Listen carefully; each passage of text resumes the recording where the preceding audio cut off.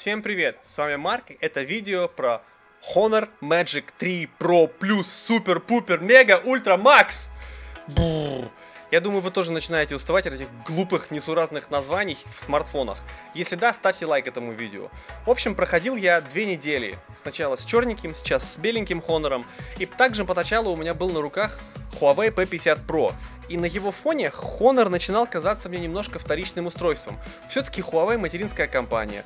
Kirin 9000 выдает немножко большую производительность в пике, чем Snapdragon 888 Plus. Также в камере у Huawei было несколько фишек, которых нет вот в этом Honor. Я не знаю почему. Каких, узнаем чуть позже. Так вот, я отдал Huawei, начал больше проводить времени с этим Honor. И знаете что?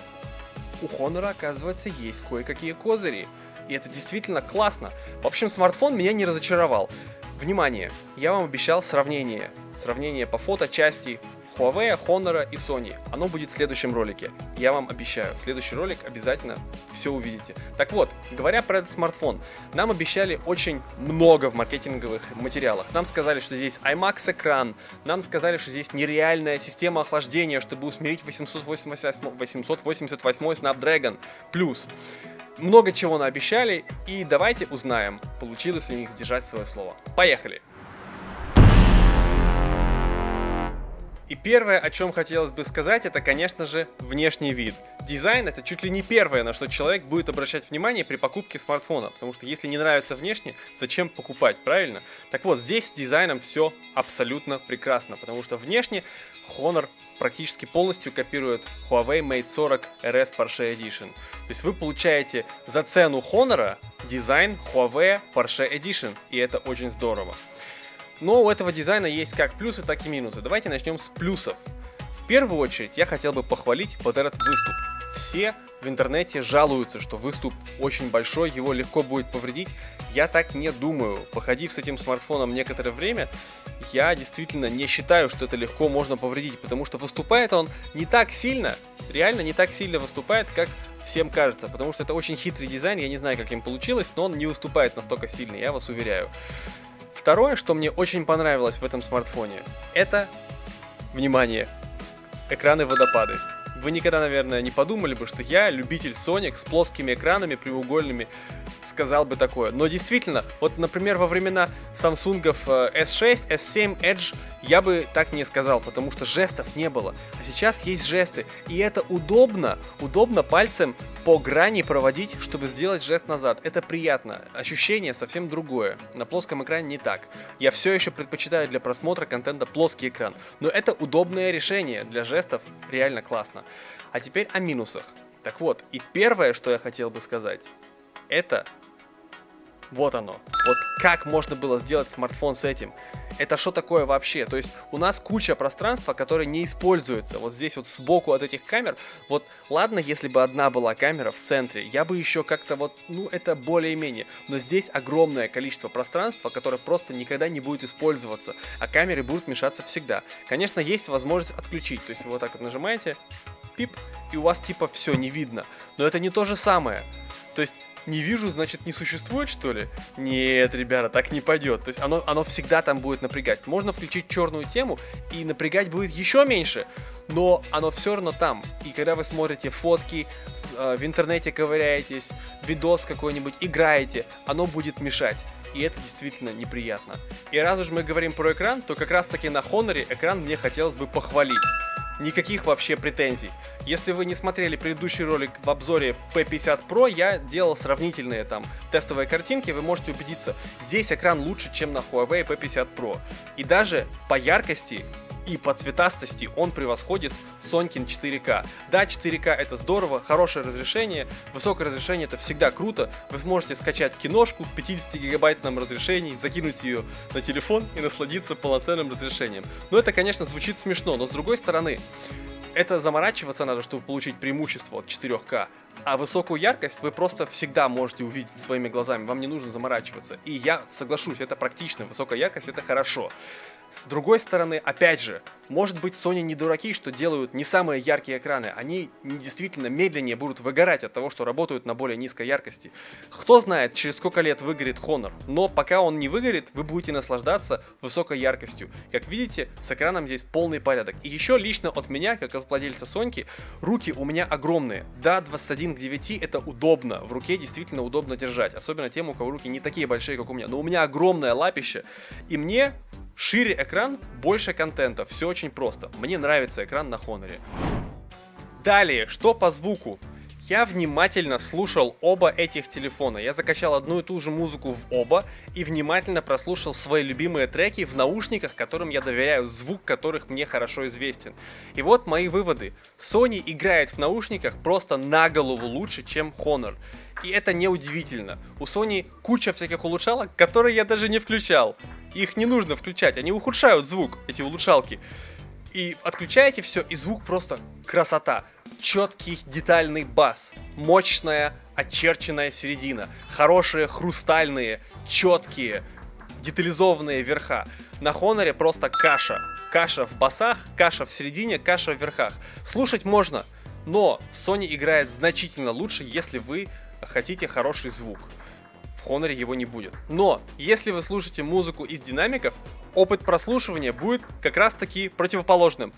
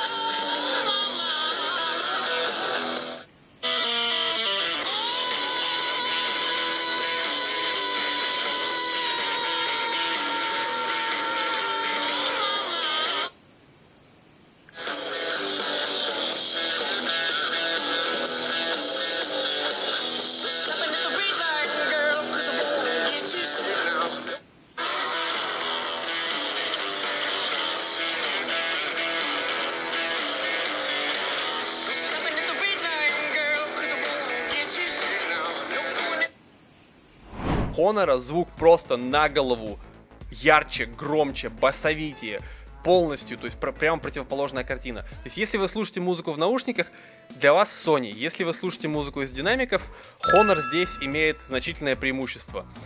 Но это все еще не все. Я бы был лицемером, если бы не рассказал вам про баги. Так вот, есть очень неприятный баг на Honor.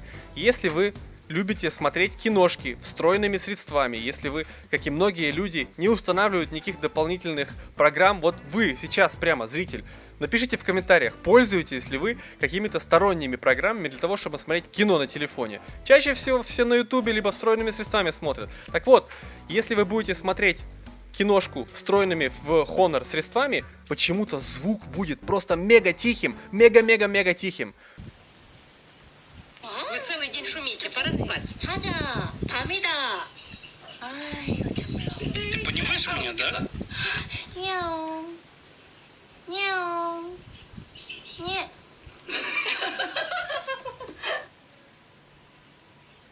Шумите, пора спать.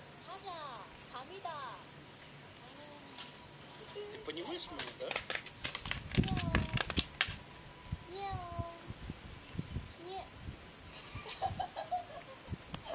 Он просто ни в какие ворота. Это, скорее всего, баг, который должны поправить. Но сейчас, если вы будете смотреть встроенными средствами в Sony, звук громкий, четкий, голоса приятно слышно, все, музыка, эффекты. На Honor просто ни черта не слышно вообще. Я надеюсь, что это баг, который поправят. Говоря про камеру, хотелось бы сказать очень много, но, как я и сказал до этого, полноценный обзор фото-видео возможностей в отдельном ролике, потому что это растянется минут на 20, и если добавить их к этому обзору, то будет минут 40, никто смотреть 40 минут не будет, поэтому простите. Сейчас только краткие выводы, которые тоже будут достаточно длинными по сути. Так вот, снимает он гораздо быстрее, чем Huawei, и я думаю, это обусловлено тем, что здесь не такой сильный тротлинг, он вообще практически не тротлит. Я чуть позже покажу вам результаты тротлинг-теста. 888 здесь действительно усмирили, и это очень важно для фото-видеосъемки. Смартфон практически не греется, то есть он становится тепленьким, но даже не горячим. И это очень важно, потому что благодаря этому он не тормозит во время съемки. И это самое главное преимущество перед Huawei. Из недостатков, почему-то здесь нет RAW в Pro режиме. Ребята, это просто взрыв мозга. Где RAW? У меня получилось снять в RAW только на фронталку в сторонней снап-камере. Я установил снап-камеру, попытался, получил RAW. И единственное, только со селфи-камеры. Не получилось больше ни с одного модуля. Зависает, вылетает, не сохраняет. Поэтому, если вы хотели снимать в RAW, пропускайте Honor. Как минимум сейчас на китайской прошивке нет никакой возможности снимать в RAW. То есть у вас Pro режим это просто ручные настройки. Это не Pro. Для Pro должен быть RAW, а это просто ручные настройки. Еще из недостатков. Почему-то ограничение в 15 минут при съемке видео. И как в режиме в обычном видео, так и в режиме кино, и в Pro режиме везде. Почему-то 15 минут. Еще что мне не понравилось. Почему нет на ширике 4К 60? Ни здесь, ни в Huawei P50 Pro нет на ширике 4К 60. Это, по-моему, единственное, где должно быть 4К 60 для какого-нибудь дикого экшена, чтобы потом получать классное такое, приятное слоумо, замедлив 60 кадров до 24 или до 30. Но здесь нету. Как только вы включаете 4К 60, все, ширик больше невозможно выбрать. Зачем-то здесь 4К 60 есть на телевике. Я вообще ума не приложу. Зачем? Кому нужен 4К 60 на телевике? Ну ладно, кому-то нужно, видимо. И еще из непонятных лично для меня моментов это организация меню. Почему, когда вы то есть вы вслепую хотите выбрать качество видео, вы заходите в меню, выбираете самый верхний, потому что самое высокое разрешение наверху. Нет, здесь наверху 21:9, не 16:9. То есть вы выбираете 4К, но это будет обрезок. То есть кинематографичная 4К, так называемая. Ну, в общем-то, на этом минусы заканчиваются, и все остальное плюсы. Снимает он действительно хорошо. Мне понравилась детализация, она здесь флагманская, снимает быстро. Но, опять же, минус. Лично для меня, как человека, снимающего на полноценную взрослую камеру, большую часть своего времени, мне не нравятся цветотеневые переходы, особенно на коже. То есть, если вы будете снимать людей в каких-то сложных условиях освещения, просто будет один сплошной тон. Шумодав будет зверствовать, и какая-то вот именно китайская обработка кожи, старается она как-то по-своему все обработать, и получается просто, ну, не круто.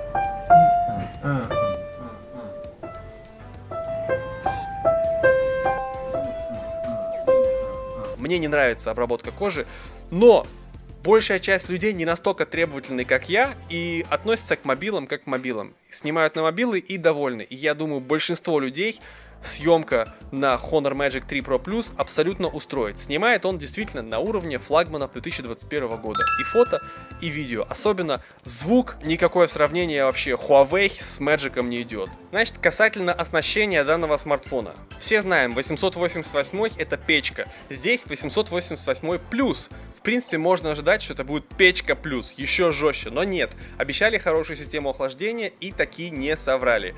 Я запускал тротлинг-тест, меня попросили сделать этот тротлинг-тест в производительном режиме, то есть я зашел в настройки энергопотребления, включил производительный режим и оставил телефон маслать на час. И он показал очень хорошие результаты. Нагревшись всего лишь до 52 градусов, он сбросил производительность с 250 стартовых гигафлопс только до 200, потеряв всего лишь 20% производительности. Для сравнения, Huawei это просто жесть. Он начал с 290 и закончил на 100. это просто какой-то фейл, это фейл всех фейлов. На его фоне даже Sony, которая начала с 280 и закончила на 170, уже не так плохо смотрится. Поэтому да, система охлаждения здесь хорошая. Я думаю, лучшей мы пока что еще не видели. Это действительно очень серьезная система охлаждения. Еще здесь Face ID, и работает он, я бы сказал, чуть-чуть быстрее, чем на Huawei. Потому что здесь две камеры, работает чуть лучше в темноте, потому что вторая камера монохромная, то есть черно-белая. Сенсор, дактилоскоп в экране тоже работает безупречно, быстро, вообще даже не спрашивайте, работает очень хорошо. И еще на 4PDA многие спрашивали насчет вибрации. Вибромоторчик здесь установлен действительно классный. Тептик, наверное, даже круче, чем на айфоне. Потому что ощущение, вот этот тяжелый телефон весь содрогнуть сложно, потому что он весит 250 грамм или 237, по-моему. Так вот, нажимаешь на клавишу громкости, достигает он порога, и весь телефон дзык-дзык. Ощущение очень хорошее, серьезное такое вот. Taptic Engine. Постарались. Я еще когда Sony тестировал, мне очень понравилось, потому что хорошая вибрация, это всегда приятно. А здесь еще лучше, чуть-чуть лучше. Поэтому, кто волновался, будет ли здесь лучше, чем на предыдущих Honor'ах, я не знаю, как на предыдущих, но на этом очень хорошо, гарантирую.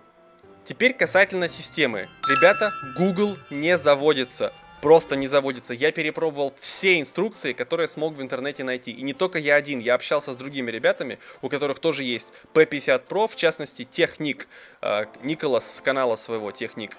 Я с ним общался, у него не получилось завести тоже Google сервис ни на его P50 Pro, ни на Magic. И не получится, видимо, потому что нет сертификации. Надо ждать глобалку.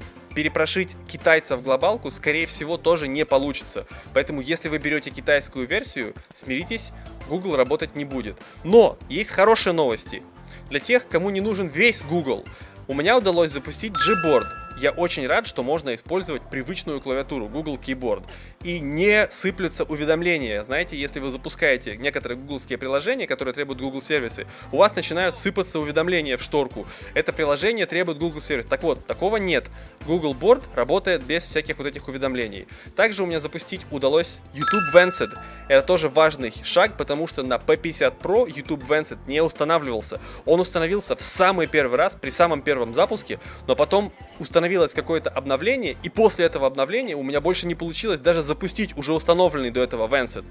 Поэтому хорошо, что здесь работает и Vanced, и Gboard, и еще, то есть по мелочи можно кое-какие приложения поустанавливать. Синхронизации не будет, но, по крайней мере, можно кое-как жить. То есть это терпимо, на мой взгляд. Что мне не понравилось?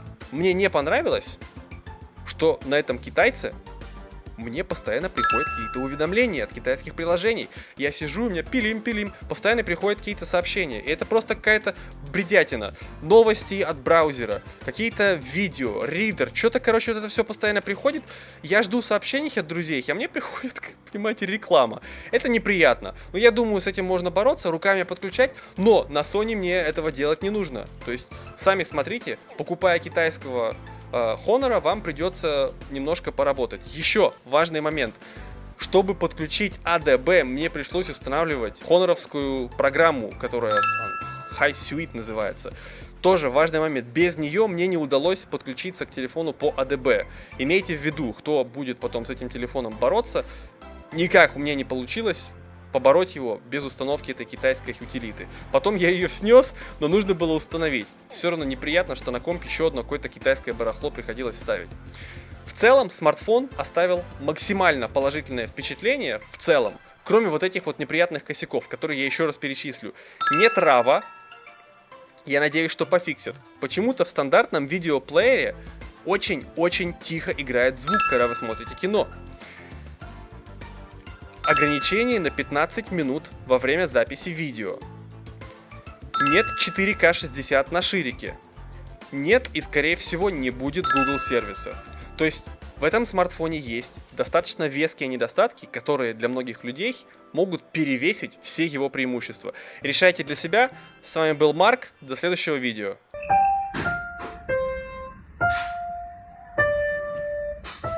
妈给你拍的人家紧张了，谈不好。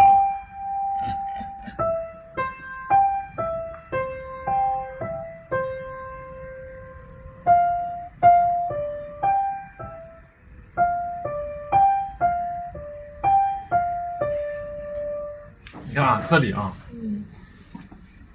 前面是很长的一个乐句，1、2、3、4个小节，然后呢，这里你可以看到，它突然乐句变短了，不像一直这样连4个小节那么长，现在是1个小节一个换一口气，对不对？所以是啊，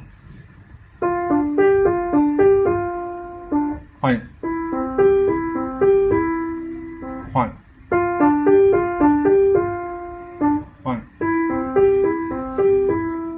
对不对？它就是没有那么长的乐句了，所以从前面一直连4个小节一个乐句，4个小节一个乐句，现在是1个小节换一次，1个小节换一次，所以每1个小节完了，你重新给一点点的力，这种感觉就出来了啊，体会一下。